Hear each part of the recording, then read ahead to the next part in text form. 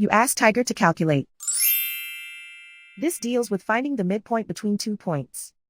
The midpoint between the 2 points is negative 41.52. Let's solve it step by step. Plot the 2 points and calculate the midpoint using the formula. The coordinates of point 1 are, x1 equals negative 39, y1 equals negative 52. The coordinates of point 2 are, x2 equals negative 44, y2 equals 56. PM represents the midpoint of the 2 points.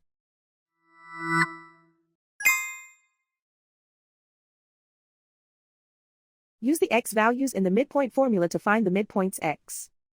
x1 equals negative 39. x2 equals negative 44. Simplify the arithmetic.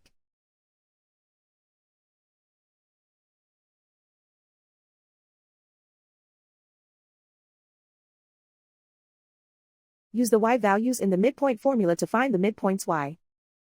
y1 equals negative 52. y2 equals 56. Simplify the arithmetic.